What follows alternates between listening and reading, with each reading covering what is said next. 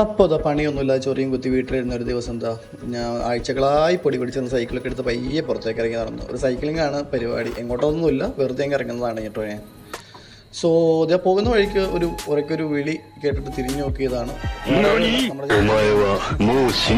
ഒരു പണിയില്ലാതെ വെറുതെ ഇരിക്കുക, എന്നാൽ വാട സൈക്ലിങ്ങിന് പോകാമെന്ന് പറഞ്ഞപ്പോഴായിട്ടെ അതിനും മടി, മേലെണ്ടെങ്കിൽ പണി അളിയന് പറ്റത്തില്ല. അങ്ങനെ അവനോട് യാത്രയും പറഞ്ഞ് വീണ്ടും സൈക്കിൾ എടുത്ത് ഇറങ്ങിയിരിക്കുകയാണ്. അതായത് ഞാൻ പോകുന്ന വഴിയാണ് കേട്ടോ, പിണവൂർക്കുടി മാമലക്കണ്ട റൂട്ട്. ഇതിലേ നമുക്ക് മൂന്നാർ പോകാൻ പറ്റും. ഭയങ്കര രസമാണ് കേട്ടോ വഴിയൊക്കെ. നിങ്ങൾ സൈക്ലിങ്ങോ സോളോ ട്രാവലിങ്ങോ ഒക്കെ ഇഷ്ടപ്പെടുന്ന ആളുകളാണെങ്കിൽ നിങ്ങൾക്ക് എന്തായാലും ഇതിലേ നിങ്ങൾക്ക് വരാവുന്നതാണ്. സോ അങ്ങനെ എന്താ നോക്കൂ, ഭയങ്കര രസമുള്ള വഴിയാണ്.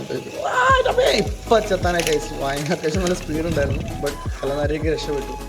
പിന്നെ റോഡൊക്കെ അത്യാവശ്യം നല്ല കയറ്റങ്ങളൊക്കെ ഉണ്ട്, അപ്പോൾ അത്യാവശ്യം നല്ല കഷ്ടപ്പാടാണ് ഗൈസ്. ഇപ്പോൾ ഞാൻ പോകാൻ ഉദ്ദേശിക്കുന്ന സ്ഥലം ഞാൻ കാണിച്ചു തരാം കേട്ടോ നിങ്ങളത്. ഭയങ്കര രസമുള്ളൊരു സ്ഥലമാണ്. സോ അവിടെ വെച്ച് ഞാൻ സൈക്കിളിൻ്റെ ഉപേക്ഷിച്ച് ഞാൻ പയ്യെ താഴത്തേക്ക് കൂടി ഇറങ്ങി നടക്കുകയാണ്. അത്യാവശ്യം നല്ല ചെരിവുണ്ട്. ഇതിലേ താഴത്തേക്ക് പോയാലാണ് ഞാൻ ഉദ്ദേശിക്കുന്ന സ്ഥലം എത്തിച്ചേരത്തുള്ളൂ. ഭയങ്കര രസമാണ് കേട്ടോ.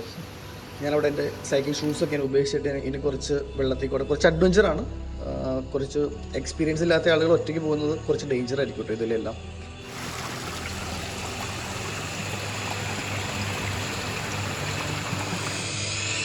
ഇതാ നോക്കൂ ഗൈസ്, എങ്ങനെയുണ്ട് സ്ഥലം, പൊളിയല്ലേ?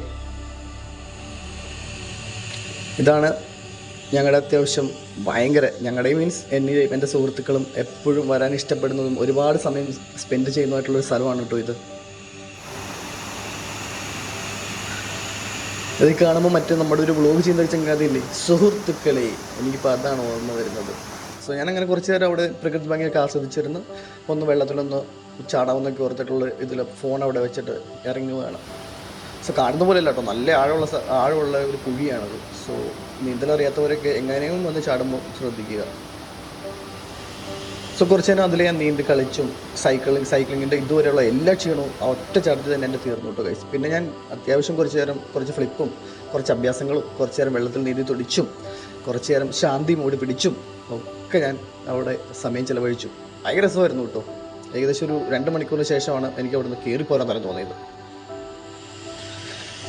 അങ്ങനെ അതാ കിടക്കുന്ന കിടപ്പ് കണ്ടില്ലേ, എങ്ങനെയുണ്ട് ഗൈസ്?